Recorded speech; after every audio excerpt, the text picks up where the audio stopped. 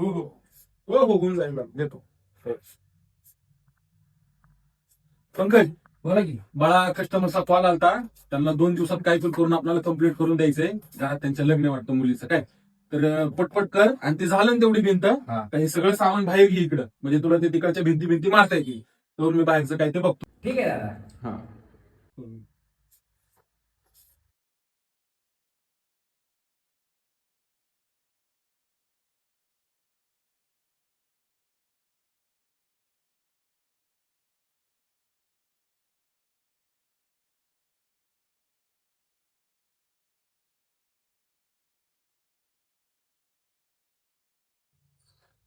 अरे दादा ऐक ना, मला पाकिट सापडले. कस्टमर विसरून गेला वाटते. अरे बरं झालं राव, उद्या माझ्या पोराला बर्थडेला काम येतील पैसे.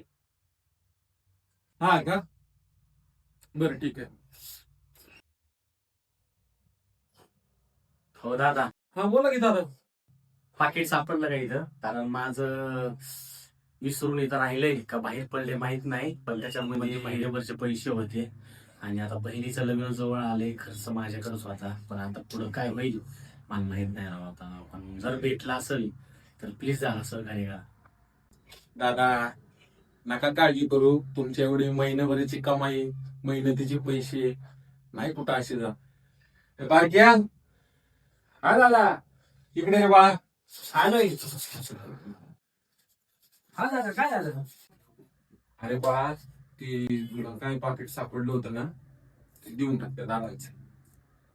ठीक आहे दादा, हे घ्या पाकिट. खरंच दादा तुम्ही खूपच इमानदार आहे. धन्यवाद माणसं. आणि माझ्याकडे हे राहुल दादा तुमचे. अहो राहू द्या, त्याला कुठं पैसे जात आहे, ते तुमचे कष्टाचे होते, ते तुम्हाला शेवटी भेटले, त्याच्यात एवढं काय.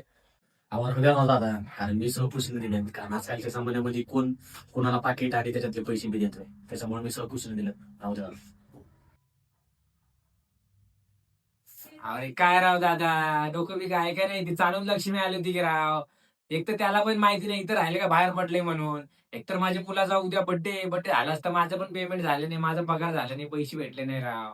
काय गरज होती राव दादा सांगायची. अरे बाळा, कसं आहे, कधी कधी देवाचा आशीर्वाद पण कमी पडतो त्या गरिबांच्या तळतळाच्या समोर, माहिती का. आणि कधीच कष्टाचं कधी सरत नाही, आणि हे असं लुबडलेलं कधीच पुरत नाही बाळा. खरं आहे बरं का दादा तुमचं. खरंच राव, चुकलं माझं.